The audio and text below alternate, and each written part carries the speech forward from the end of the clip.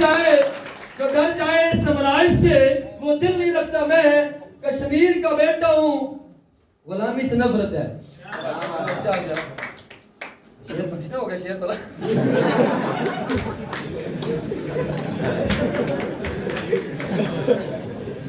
आपकी भरपूर तालियों में वेलकम करूंगा well personality, great leader, great motivator mister sir Wasim Agarwal साहब।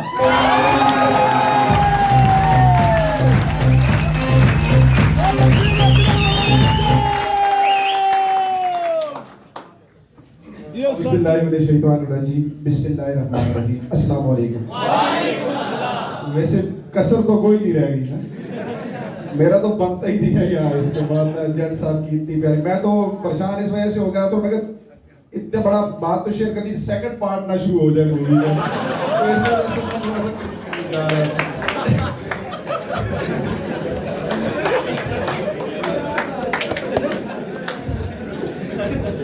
तो जिस तरह सारे चैंपियन लोग आपके सामने खड़े हैं, इन्होंने अपनी अपनी जिंदगी की जो स्टोरी आपसे शेयर की, सेम इसी तरह सर हम भी, कोई यहाँ पे जितने भी लोग आपके सामने खड़े, कोई बना बनाया यहाँ से नहीं आया था ना, तो ऊपर से नीचे नहीं उतरा था।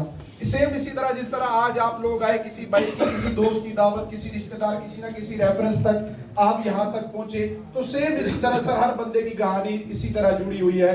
तो आज से तकरीबन कोई 8.5 साल कबल सिस्टम में आने से पहले थोड़ी बहुत तालीम हासिल की सर। हमारे यहाँ मैं क्योंकि बैकवर्ड इलाके का रहने वाला बंदा हूँ, हमारे यहाँ मैट्रिक वाले बंदों को बड़ी वैल्यू दी जाती थी एक टाइम तक से। तो हमारे यहाँ एक बात जो बात मशहूर है, तकरीबन हमारे आज पूरे पाकिस्तान में सरकारी नौकरी को बड़ी वैल्यू दी जाती है। मैं अपने घर में सबसे छोटा था, लेकिन प्रॉब्लम ये थी मैं घर में सबसे ज्यादा पढ़ा लिखा था सर।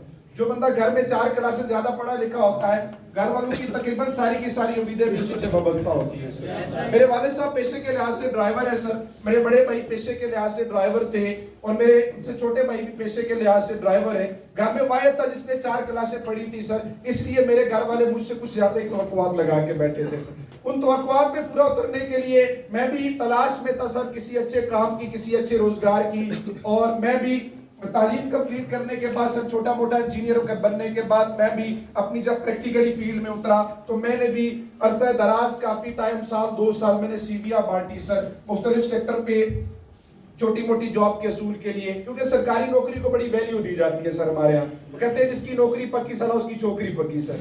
इसलिए हम लोग चाहते हैं कि हमारी अच्छी नौकरी चल लग जाए ताकि हमारी शादी हो जाए सर। तो इसलिए हमारी पूरी कोशिश थी कि मुझे कोई अच्छी नौकरी मिल जाए, लेकिन मुसलसल कोशिश के बावजूद सर यहाँ तक के चपरासी की जॉब के लिए भी अप्लाई किया कि एक बार चपरासी की जो नौकरी मिल जाए। उसके साथ साथ हमें ये समझाया जाता है बचपन में, पुत्र सरकार के कुत्ते डके चंगे। पंजाबी भी कहावत है कि सरकारी नौकरी हो चाहे किसी अफसर के कुत्ते भी संभालने हो तो बल्ले बल्ले है। ये एक माइंडसेट था कि हमें कोई अच्छी नौकरी, कोई काम मिल जाए। लेकिन ये हुआ, उस वक्त मैं कहता था शायद बदकिस्मती है नहीं मिल रही, लेकिन अब मैं कहता हूँ कि खुशकिस्मती थी कि मुझे कोई नौकरी नहीं मिली। अगर मुझे कोई नौकरी मिल गई होती तो शायद मैं भी आज 15-20 हज़ार ही कमा रहा होता, मेरी जिंदगी में कोई बेहतरी ना आई होती। इसी तरह सब दर बदर की ठोकरें खा रहा था। जिस तरह आपको किसी जानने वाले, किसी दोस्त, किसी रिश्तेदार ने काल की, राब्ता हुआ, गपशप हुई, तो मेरा भी एक दोस्त था, एक जानने वाले थे, मैं चाहता हूं मैं उनका नाम लूं, तो आपने एक बार अपने हाथों को भरपूर जुम्बश देनी है। मेरे उस्ताद, मेरे गुरु सर मकसूद साहब की।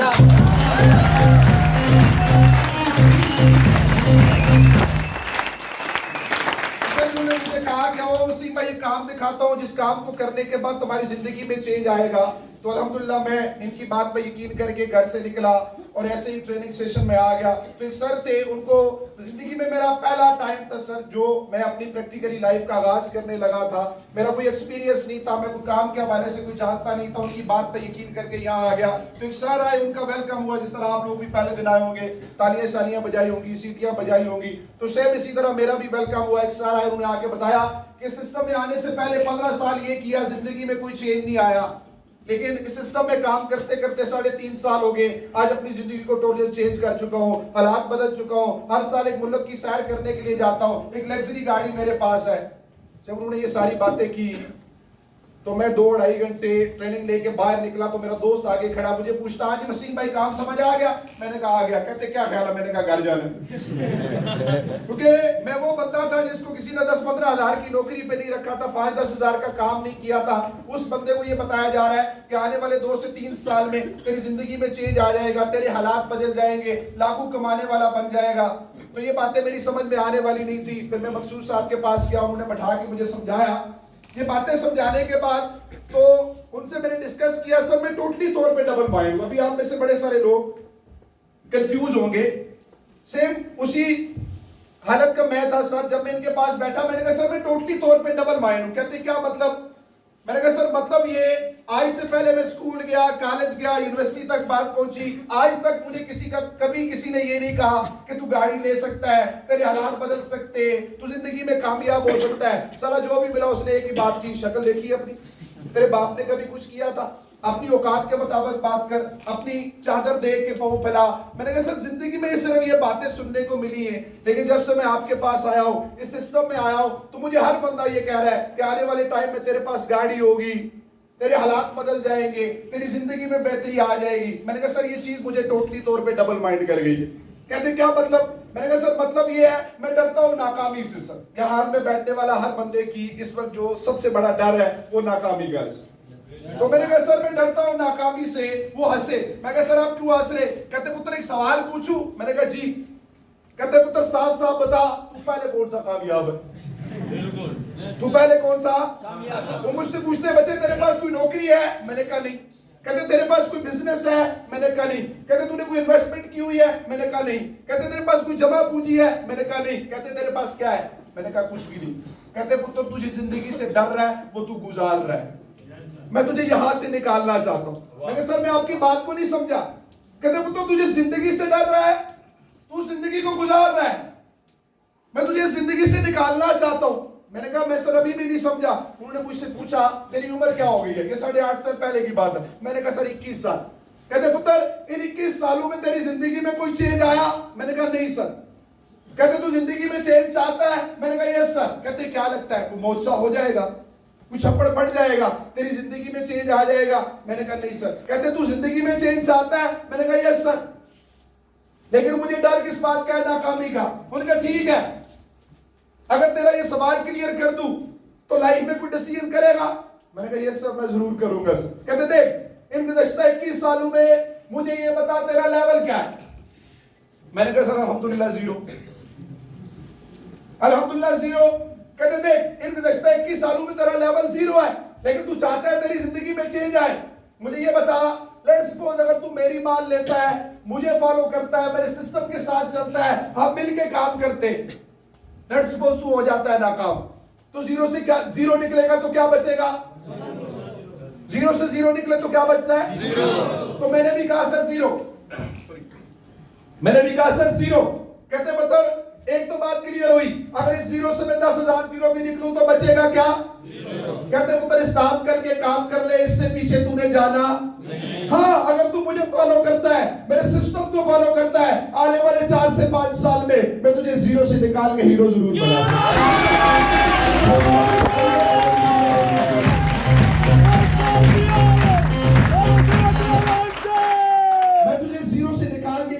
तक पहुंचा सकता हूं। मैंने कई बार एक ही सवाल पूछा, सर पक्की बात है? क्योंकि साला गरीब आदमी शकी भी बड़ा होता है, इतना जल्दी उसको किसी बात पे यकीन भी नहीं आता। तो मैंने कई बार एक ही सवाल रिपीट किया कि सर पक्की बात है, ऐसा हो सकता है कि मैं आने वाले 3 से 4 साल में अपने हालात को बेहतर कर सकता हूं? उन्होंने कहा 110%। अगर सिस्टम को फॉलो किया, कामयाब सीनियर को फॉलो किया, आने वाले 3 से 4 साल में तेरी जिंदगी में एक चेंज आ जाएगा। मैंने कहा ओके सर। हेलो जी मैंने कहा ओके सर, अगर 3-4 सालों में मेरी जिंदगी में चेंज आता है तो इससे पहले 21 साल लोगों की सुनी, जिंदगी में कुछ नहीं बदला। अगर आप कहते हैं 3-4 सालों में जिंदगी बदल जाएगी, सर आज से अगले 3 से 4 साल आपके नाम, चाहे तो डुबो दे, चाहे तो पार लगा दे। ना इससे पहले जिंदगी में कुछ किया था, ना कुछ करना आता था सर। इस जिंदगी का पहला एक्सपीरियंस था। कुछ लोग बैठे होंगे मुझे कुछ करना नहीं आता, मैंने इससे पहले कुछ किया नहीं, तो अल्हम्दुलिल्लाह मैं भी आपकी कैटेगरी का बंदा था, ना कुछ किया था ना कुछ करना आता था। मुझे प्रॉपर लर्निंग लर्निंग प्रोसेस में डाला गया सर, तालीमी निजाम से गुजारा गया, सिस्टम के लर्निंग प्रोसेस में डाला गया, मुझे काम सिखाया गया और मैंने सीखा और मैंने समझा, क्योंकि मेरे कुछ ड्रीम थे सर। मैं भी अपनी जिंदगी को बदलना चाहता था। मेरे वालिद साहब ने जिंदगी के 42 साल सऊदीया में ट्रक चलाया सर। मेरे भाई ने जिंदगी के 21 साल सऊदीया में ट्रक चलाया सर। आज तक घर में टूटा साइकिल नहीं आया। मैंने यहाँ आके जब देखा कि 2-3 सालों में मैं गाड़ी ले सकता हूँ, मैं अपने हालात को बेहतर कर सकता हूँ, फिर मैंने अपने कुछ टारगेट सेट किए सर। मैंने अपने ड्रीम बनाए सर कि मैंने अगले 2-3 साल में ये सब कुछ करना है सर। मुझे कुछ नहीं करना आता था, फिर मैंने करना सीखा सर, फिर काम सीखा, समझा। वो बंदा जिसको किसी ने महीने के 500 पे नहीं रखा था, और वही बंदा अल्हम्दुलिल्लाह 7वें महीने इस सिस्टम में अपनी इनकम को 1 लाख क्रॉस कर चुका है। 7वें महीने मेरी इनकम 1 लाख क्रॉस हुई, तो अगले महीने अल्हम्दुलिल्लाह मेरे जिंदगी में कभी टूटा साइकिल चलाना मुझे नहीं आता था सर। 8वें महीने सुबह अल्हम्दुलिल्लाह मैंने अपना 0 मीटर होंडा 125 लिया सर। जिंदगी में एक बहुत बड़ा ड्रीम होता है होंडा 125, लेकिन इस सिस्टम में आने के बाद सबसे छोटा ड्रीम 125 को कहा जाता है। बाहर वाली जिंदगी में एक बड़ा ड्रीम था सर, तो मैंने अल्हम्दुलिल्लाह 125 लिया और ऑफिस आना जाना जब मेरा 125 पे हुआ, तो उसी दौरानिये में कंपनी की प्रमोशन चल रही थी कि जो बंदा ये काम करेगा तो कंपनी उसको घुमाने फिराने के लिए चाइना लेके जाएगी सर। तो अल्हम्दुलिल्लाह सर, सुबह अल्हम्दुलिल्लाह मैंने अपने काम में मजीद कोशिश की, बेहतरी की। अल्हम्दुलिल्लाह सुबह अल्हम्दुलिल्लाह 10वें महीने मेरा पहला इंटरनेशनल टूर चाइना का भी हुआ।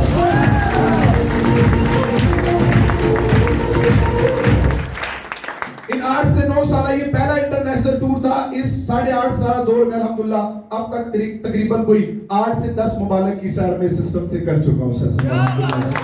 ये पहला टूर की बात की, उसके बाद में फिर चाइना गया, थाईलैंड गया, इंडोनेशिया गया, तुर्की का टूर विन किया, तुर्की गया, दुबई जाने का मुझे मौका मिला, 2 बार थाईलैंड गया, 2 बार अजरबैजान में गया। इसी सिस्टम से मैंने ये सारी अचीवमेंट ली। फिर उसके बाद सर जब मेरा टूर विन हुआ, मैं टूर करके आया, कंपनी का हेड ऑफिस अपनी आंखों से देखा। फिर उसके बाद एक प्रमोशन चल रही थी कि जो बंदा ये करेगा उसको कंपनी गाड़ी अवार्ड देगी सर। अल्हम्दुलिल्लाह आके काम किया। सुबह अल्हम्दुलिल्लाह 18वें महीने में अपनी 0 मीटर होंडा सिटी का जाती मालिक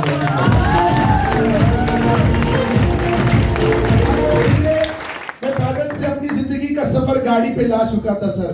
फिर अल्हम्दुलिल्लाह सुबह अल्हम्दुलिल्लाह तकरीबन कोई 4 से 5 साल 6 साल मैंने टिका के अपनी होंडा सिटी चलाई सर। क्या बात है। टिका के मैंने अपनी होंडा सिटी चलाई, अपनी लाइफ को एंजॉय किया। फिर उसके बाद अपना ड्रीम बनाया होंडा सिविक का सर। और होंडा सिविक हर बंदे की कमजोरी है सर। हेलो जी, होंडा सिविक हर बंदे की कमजोरी है। सुबह अल्हम्दुलिल्लाह सर अल्लाह के फजलो करम से आज अल्हम्दुलिल्लाह पिछले 6 महीनों से होंडा सिविक एंजॉय कर रहा हूँ। नीचे खड़ी है AMJ 701 व्हाइट कलर की चिट्टी कबूतरी, हाथ लगा के चेक करिएगा, बिल्कुल असली है सर।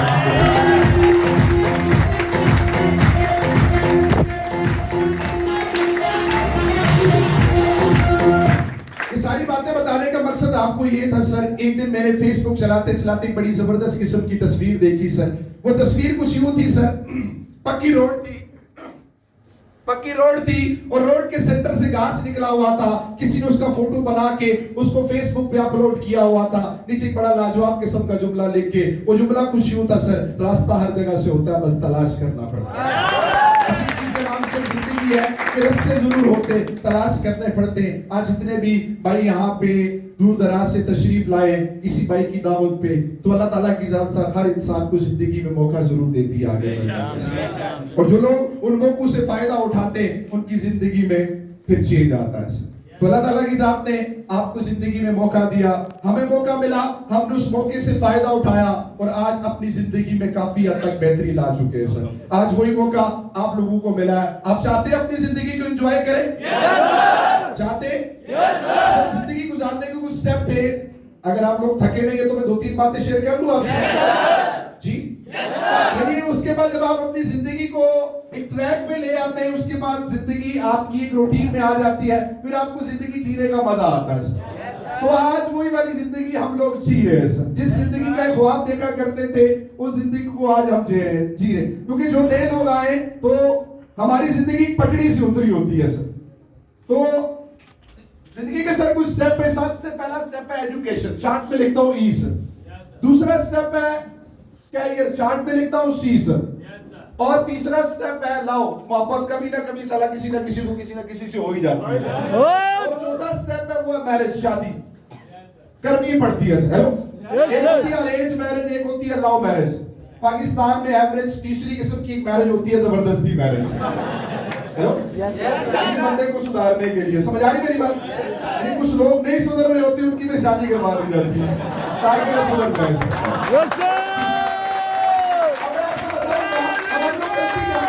अभी मैं देखूं तो एवरेज लोगों के चेहरे बुझे हैं, परेशान है सर। हेलो जी, उसकी वजह क्या है? हम लोग गलती कहां से करते हैं? आप जिंदगी को भरपूर तरीके से एंजॉय करना चाहते हैं? ये मेरी आपको टिप है सर। ओके, बस आपने सिर्फ आज के बाद इस रूटीन के तहत अपनी जिंदगी को सेट कर लेना है। इंशाल्लाह अगली जिंदगी आपकी सारी एंजॉय में गुजरेगी सर। ओके जी, एजुकेशन के बाद अगला स्टेप है सर क्या है? लेकिन हम लोग गलती क्या करते हैं? हम लोग दौरान एजुकेशन ही डायरेक्ट मोहब्बत के चक्र में पड़ जाते हैं। मादरत के साथ किसी को तो हमारी बेटा भी बैठी हुई, किसी को नसरीन से प्यार हो जाता है तो किसी को परवीन से, किसी को शकीला से और किसी को जमीला से। जो सबसे इंपॉर्टेंट चीज मिस हो जाती है सर, वो कैरियर हो जाता है। हेलो, और जब आपके पास कैरियर नहीं होता तो आपकी मोहब्बत एम फॉर मैरिज के बजाय एम फॉर मामू में कन्वर्ट हो जाती है।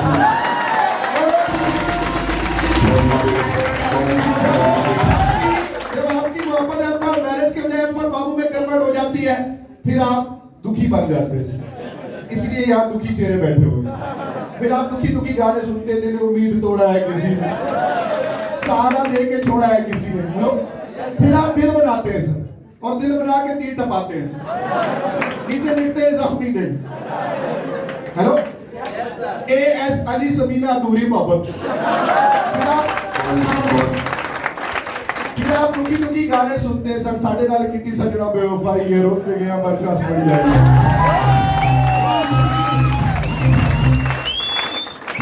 बाल बड़े कर लिए, दाढ़ी बढ़ा ली, 2-4 चर्सी संगी बना लिए, पूरा दिन बैठ के धुआं तारी तो पूजा उसकी याद में। हेलो जी, फिर आप जो ले लिया 2 बन जाते हैं। फिर आप दुखी गजलें सुनते हैं, दुखी शेर पढ़ते हैं सर। सारी जिंदगी बर्बाद करके इसकी लज्जत चख ली। उसने बुर्का पहन लिया, मैंने दाढ़ी रखी। फिर आपको जहां जगह मिल जाए, फिर आप दिल बनाते हैं, दिल बना के तीर टपा के नीचे लिखते हैं दिल जले ग्रुप से। फिर आप गाना लगा लेते हैं रमेश रेशमिया का, दर्द दिलों के कम हो जाते में और तुम हम हो जाते हैं। हेलो जो कसर बच जाती है सलाह ताउला ईसा खैर भी निकाल देगा। इधर जिंदगी का जनाजा उठेगा, इधर जिंदगी उनकी दुल्हन बनेगी। उस्ताद एक चीज कहते हैं सर, वो कहते हैं बच्चे, एक अच्छी लड़की तुम्हें कभी एक अच्छा मुस्तकबिल नहीं दे सकती, लेकिन एक अच्छा मुस्तकबिल तुम्हें हजारों अच्छी लड़कियां देंगी।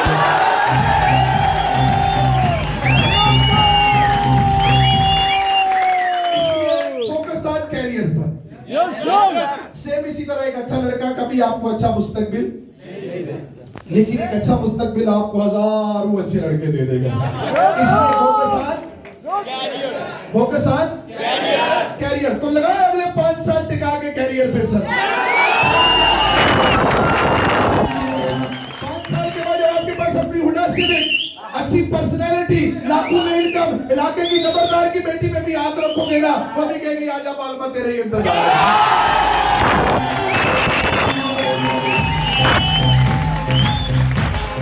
उस वक्त तुम ये गाना नहीं सुनोगे दिली उम्मीद तोड़ा है किसी ने, उस वक्त तुम सुनोगे यो यो वाली सिंह को 4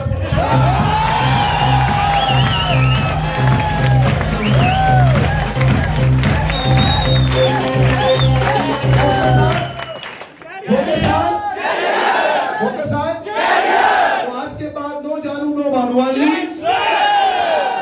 कैरियर। Okay sir? जी तो करेंगे अगर 5 साल टिका के मेहनत करिए। 5 साल के बाद जब आपके पास अपनी हुनर सिविक सर, उसकी गली का गेड़ा मारिएगा।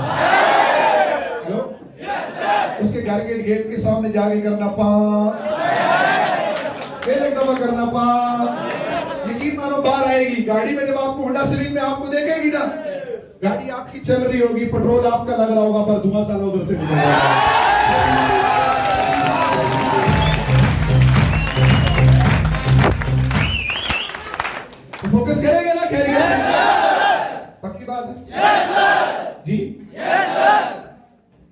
साल टिका के लगाइएगा कैरियर पे, और 5 साल के बाद जब आपके पास अपनी होंडा सिविक होगी, ड्राइविंग सीट पे आप, साथ वाली सीट पे आपकी मोहब्बत। हेलो, हल्की हल्की बारिश, बाहर वाला मौसम बना है। हेलो, गाड़ी में आपकी मर्जी का म्यूजिक और लॉन्ग ड्राइव। हेलो जी, ये रास्ता दे रहे हमारी बहनों को, रास्ता दे रहे जी।